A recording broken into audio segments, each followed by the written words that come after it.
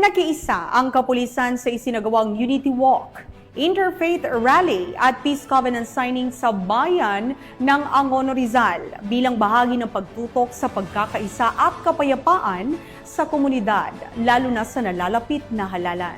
Nakibalita dyan si Patrolwoman Rosemary Rapiz. Bago magsimula ang kampanyahan para sa May 12, 2025 national and local elections, nagsagawa ng isang Unity Walk, Interfaith Rally at Peace Covenant signing sa bayan ng Angono, Rizal.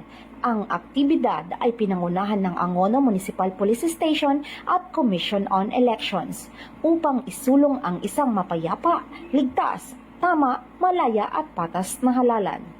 Ang mga kalahok sa kaganapan ay nagsama-sama mula sa Plaza Rizal sa munisipyo at naglakbay patungo sa Pandiocesis na dambana at parokya ni San Clemente, kung saan nagkaroon ng isang makulay na covenant signing.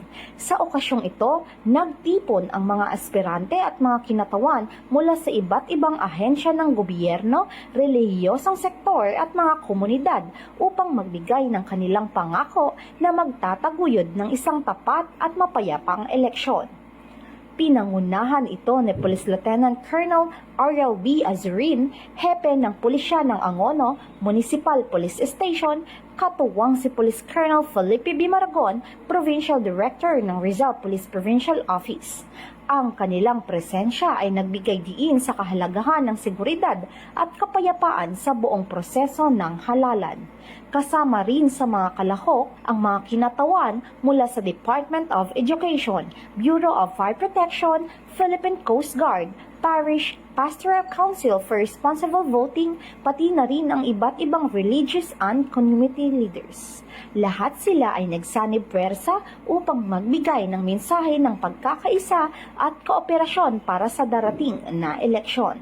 Ang covenant signing na isinagawa sa parokya ni San Clemente ay isang simbolo ng pangako ng bawat isa na maghahangad ng isang tapat na halalan malayo sa anumang uri ng karahasan, pandaraya o panghihimasok.